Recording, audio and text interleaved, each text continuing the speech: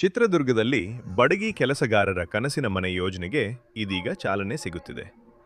ಜಿಲ್ಲಾ ಬಡಗಿ ಕೆಲಸಗಾರರ ಕ್ಷೇಮಾಭಿವೃದ್ಧಿ ಸಂಘದ ನೇತೃತ್ವದಲ್ಲಿ 418 ಕುಟುಂಬಗಳಿಗೆ ರಾಜೀವ್ ಗಾಂಧಿ ವಸತಿ ಯೋಜನೆಯಡಿ ಮನೆ ನಿರ್ಮಾಣವಾಗಲಿದ್ದು, ಜೂನ್ 2ರಂದು ನಡೆಯಲಿರುವ ಉದ್ಘಾಟನಾ ಕಾರ್ಯಕ್ರಮಕ್ಕೆ ಶಾಸಕ ಕೆ.ಸಿ. ವೀರೇಂದ್ರ ಪಪ್ಪಿರವರು ಚಾಲನೆ ನೀಡಲಿದ್ದಾರೆ. ಈ ಕುರಿತ ವರದಿ ಇಲ್ಲಿದೆ. ಚಿತ್ರದುರ್ಗ ಜಿಲ್ಲೆಯ ಬಡಗಿ ಕೆಲಸಗಾರರ ಜೀವನ ಮಟ್ಟ ಸುಧಾರಣೆಗೆ ಮಹತ್ವದ ಹೆಜ್ಜೆಯಾಗಿ ಜಾಕೀರ್ ಹುಸೇನ್ ಬಡಗಿ ಕಾಲೋನಿ ನಿರ್ಮಾಣ ಕಾರ್ಯ ಆರಂಭವಾಗಿದೆ.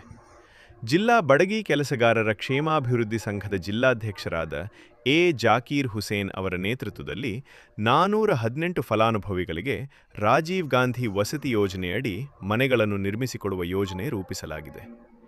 ಇನ್ನು ಈ ನಿವೇಶನದ ಪಕ್ಕದಲ್ಲೇ ಕೆಪಿಸಿಸಿ ಕಾರ್ಯದರ್ಶಿಗಳಾದ ಹನಮುರಿ ಷಣಮುಗಪ್ಪ ಅವರ ಜಾಗವಿದ್ದು, ನಿವಾಸಿಗಳಿಗೆ ಅನುಕೂಲವಾಗುವಂತೆ ರಸ್ತೆಗೆ ದಾರಿ ಮಾಡಿಕೊಡುವುದಾಗಿ ಭರವಸೆ ನೀಡಿದ್ದಾರೆ.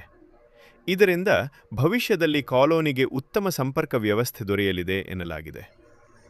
ಬಡಗಿ ಕೆಲಸಗಾರರಿಗೆ ಶಾಶ್ವತ ನೆಲೆ ಸಿಗಬೇಕು ಅನ್ನೋ ಉದ್ದೇಶದಿಂದ ಈ ಯೋಜನೆ ರೂಪಿಸಲಾಗಿದೆ. 418 ಕುಟುಂಬಗಳಿಗೆ ಮನೆ ಸೌಲಭ್ಯ ಸಿಗಲಿದ್ದು, ಜೂನ್ 2ರಂದು ನಡೆಯುವ ಉದ್ಘಾಟನಾ ಕಾರ್ಯಕ್ರಮಕ್ಕೆ ಕುಟುಂಬ ಸಮೇತರಾಗಿ ಹೆಚ್ಚಿನ ಸಂಖ್ಯೆಯಲ್ಲಿ ಭಾಗವಹಿಸಬೇಕು. ಜೂನ್ 2ರಂದು ನಡೆಯಲಿರುವ ಉದ್ಘಾಟನಾ ಕಾರ್ಯಕ್ರಮಕ್ಕೆ ಶಾಸಕರಾದ ಕೆ.ಸಿ. ವೀರೇಂದ್ರ ಪಪ್ಪಿರವರಿಗೆ ಈಗಾಗಲೇ ಆಹ್ವಾನ ನೀಡಲಾಗಿದೆ.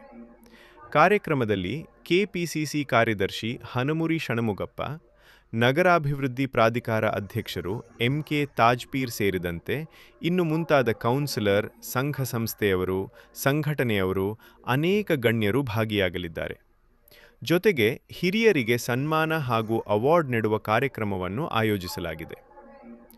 ಒಟ್ಟಾರೆ ಬಡಗಿ ಕೆಲಸಗಾರರ ಕನಸಿನ ಮನೆ ಯೋಜನೆಗೆ ಇದೀಗ ವೇದಿಕೆ ಸಿದ್ಧವಾಗಿದ್ದು, 100 ಕುಟುಂಬಗಳಿಗೆ ಹೊಸ ಬದುಕಿನ ಆಶಾಕಿರಣ ಮೂಡಿಸಿದೆ. Abhishek, news line Kannada, Bengaluru.